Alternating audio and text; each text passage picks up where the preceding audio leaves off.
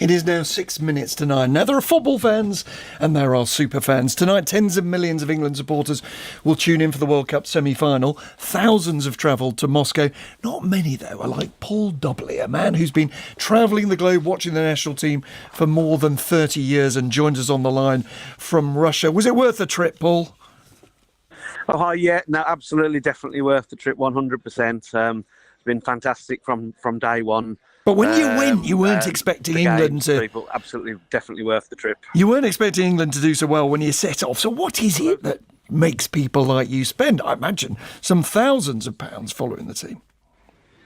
Reconnecting. Still there, Paul?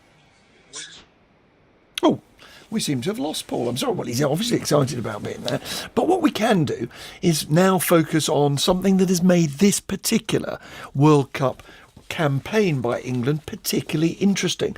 The focus of its manager, Gareth Southgate, to knowingly try to redefine what it means to be English.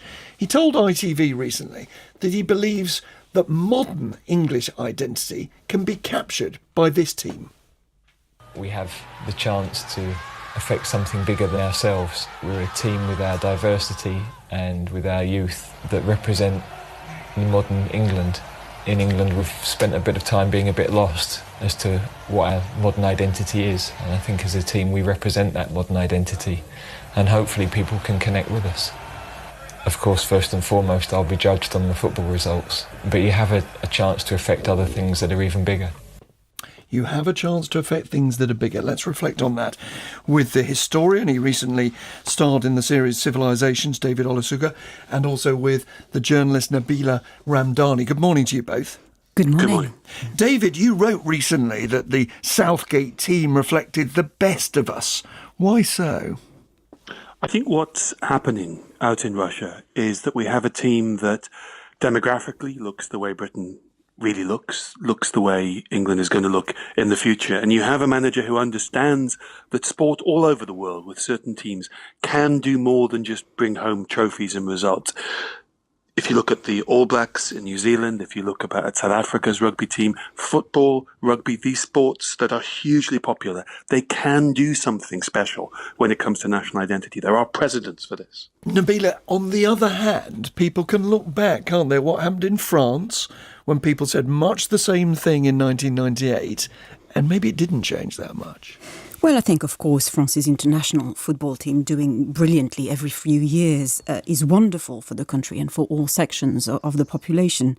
But with so much in sport, I would describe it as a joyous distraction rather than an honest reflection of the state of modern France.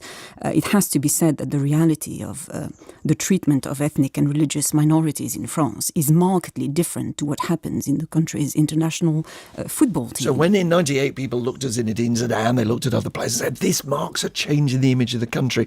You're arguing that he didn't make that much difference, eh? Well, not really. I mean, there have, for example, been widespread riots on housing estates in the western city of Nantes for the past few nights following the shooting dead of a young black criminal suspect by police. The case, of course, is sub judice, so we don't want to discuss whether the policeman who carried out the shooting is guilty of a crime. But what we can say is that he admitted to lying about the circumstances in which he killed a 22-year-old black man and that 5 police officers assisted him in this cover-up. They're warning there, these David. Incidents David Olusoga, there's a warning there, isn't there, which is that in the heat of the World Cup, in the excitement, we can overstate the importance of something like this. Well, I think what the claims made in 1998 for the French team are radically different from what's being said here in England. There were claims in 98 that this team its success was going to change race relations in France. No one's saying the success of Southgate's team is going to change racism in Britain. It's a much more modest and I think much more reasonable and realistic ambition, which is that we're a country that struggled with our national symbols, struggled with, as Southgate said, with diversity, with identity. That the success of this team, this new heroic team, because no matter what happens now, those 23 young men come back as heroes. Their success, their story is going to say something, is going to help us with our sense of identity and our relationship with those symbols. It's not going to end racism, of course, no one's claiming that, but it is a positive, and I think we often underestimate the power of sport. Nabila, do you accept then, with all the doubts and all the reservations, that nevertheless the way in which this team is seen can make a positive difference.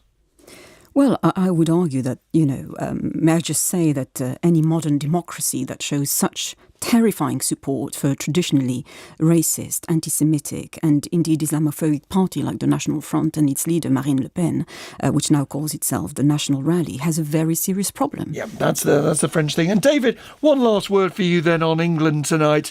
You think people will look, a very brief one if you would, they'll look at role models here?